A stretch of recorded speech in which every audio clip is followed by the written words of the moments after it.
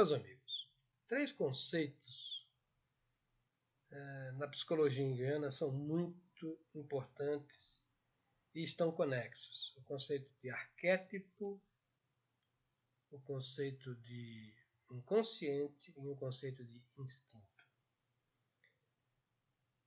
Na obra dele é muito difícil distinguir exatamente o que ele diz sobre cada uma das coisas, mas na questão do inconsciente, ele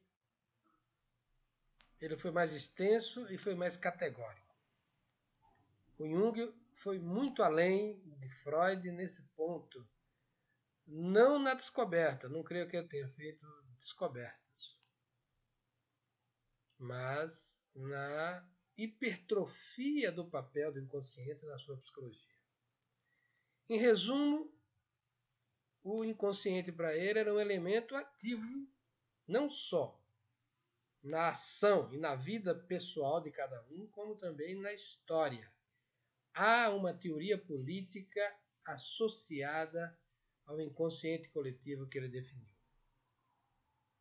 E é esse ponto que eu quero sublinhar aqui. Em Freud, e aqui eu me valho do fabuloso ensaio que o Thomas Mann escreveu em 1947 e que foi comentado anteriormente aqui, em Freud, o inconsciente tem algum papel transcendente, vamos dizer assim, no sentido materialista da expressão. É quase uma contradição, mas é isso. Era a expressão empírica, vamos dizer assim, daquilo que Schopenhauer chamava de vontade.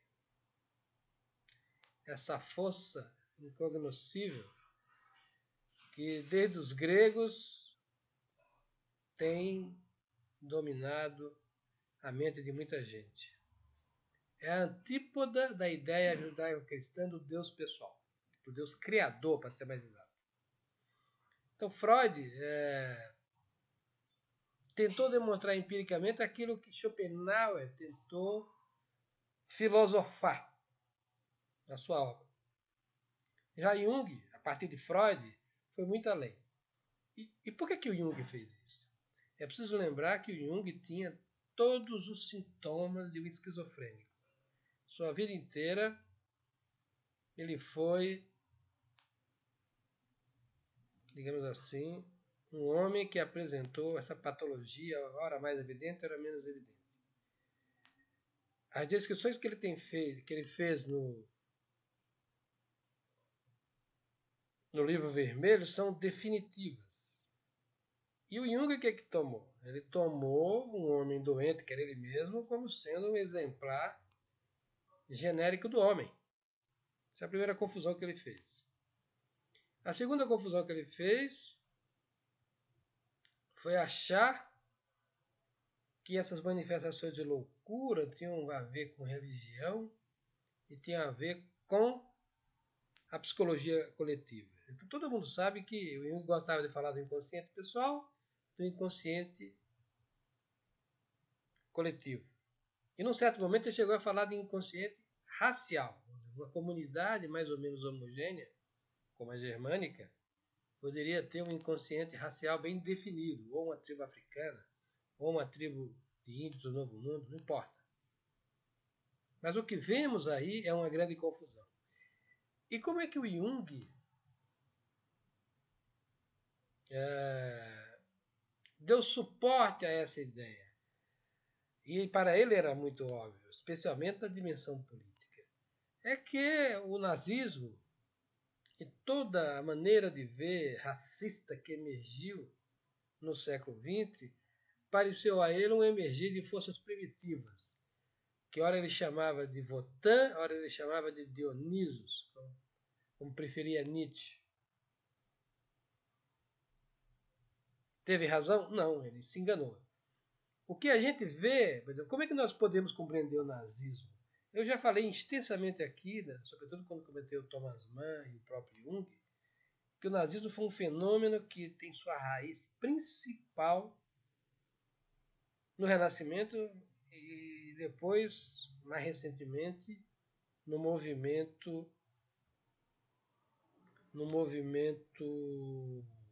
esteticista, tendo Goethe como a sua grande figura sacerdotal. O próprio Jung é um dileto discípulo do Goethe, e disse isso toda a vida. Mas o que é que nós temos? O Jung confundiu uma espécie de aprendizado geracional. A gente tem que entender que desde o final do século XVIII, os alemães e os europeus em geral, mas sobretudo os alemães, leram, tresleram, decoraram Goethe, decoraram Schiller, decoraram Novalis, decoraram, enfim, depois da literatura racista, de Lagarde, enfim, desses teóricos todos, isso virou senso comum na Alemanha. Então, pegar elementos dessa coisa, que é um elemento cultural. E aí esse é o meu ponto principal aqui. É mostrar que muito daquilo que o Jung via como inconsciente coletivo não passava de um processo cultural que vinha sendo cultivado desde o final do século XVIII. Aquilo que ele via na memória coletiva era ensinado em casa, né? Era uma coisa da infância. Era um processo social de aprendizado. Então, falar em inconsciente nesses termos é uma impropriedade. Né? Pega a questão dos sonhos, é uma coisa importante. Os sonhos bíblicos. Os sonhos bíblicos, eles são, pega o sonho de José, o sonho de Jacó, enfim. Todos os grandes profetas tiveram sonhos. Mas isso foi uma liberdade de Deus para se comunicar com os homens.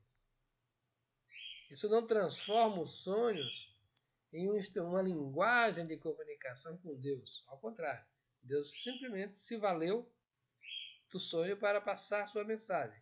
Como fez em tempo consciente. A gente não pode esquecer, por exemplo, da aparição do anjo a Maria.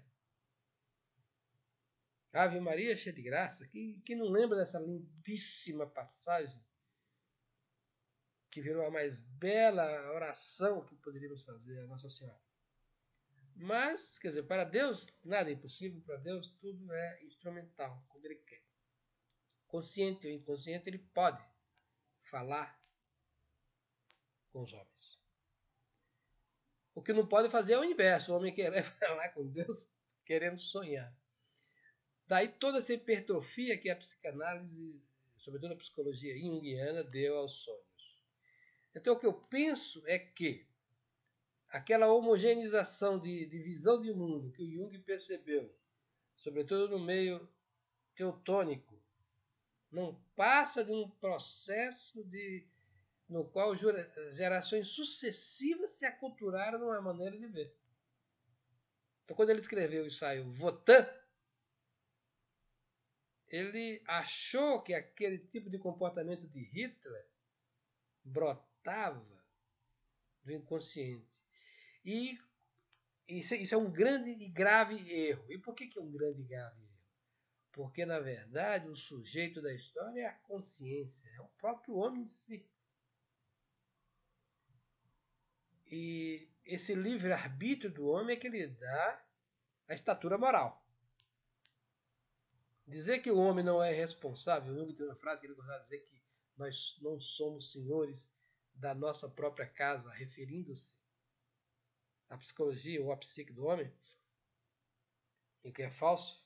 O homem é senhor da sua própria casa, desde que a exceção. Se for esquizofrênico, é um caso de hospício ou de cuidados médicos. Mas o que a gente pode ver é que o que ele chamou de Wotan era, na verdade, um caldo de cultura social, inclusive de cultura erudita que tomou conta de toda a Alemanha, que redundou naquilo. É a perna política do esteticismo, é o nazismo. Não é à toa que seu grande herói era Nietzsche e Wagner. Dois notórios, enfim. O Jung errou dramaticamente nisso aí. Não é possível tirar uma teoria política a partir do conceito de inconsciente. Não é possível afirmar que o homem não é responsável pelos seus atos. Cria seus próprios crimes, seus próprios pecados. não é possível inocentar ninguém individualmente, valendo-se de conceitos coletivos esdrúxulos e errados como esse. Então, quando a gente fala em inconsciente, é preciso ter muita clareza do que está dizendo. Em Schopenhauer tem um sentido, que era um sentido que veio de Platão, né? Da ideia das formas, aquela coisa que depois vai virar vontade, né? Depois vira vontade de potência em Nietzsche, e depois no Jung vira essa coisa chamada inconsciente coletivo. Para Freud, essa força se transformou em energia sexual. Era a sexualidade que resumia toda essa força vital que brotava desde dentro. Inconsciente? Eu não sou cientista para dizer isso. Eu não posso afirmar por mim mesmo. Eu tenho lido, por exemplo, os psicólogos cognitivos não aceitam isso. O homem absorve as coisas pelo sentido, ponto final. Não existe inconsciente. E também não é certo dizer que só os materialistas, ou os cientistas materialistas, é que abraçam a não existência do inconsciente. O próprio conceito do inconsciente, nos termos de Freud, mesmo nos termos de Jung, tem um quê de materialismo também, porque pressupõe essa emanação desde dentro da matéria de uma força que supostamente interfere na história. Então é tudo materialismo da mesma maneira. O difícil é ter a lição da tradição. A lição de que o homem é sujeito, o homem é a criatura especial de Deus na criação, a criação é um ato divino, não é como queriam os gregos e os seus modernos discípulos estoicos dos 3 últimos séculos. O homem não é pura matéria, tem uma alma imortal. O homem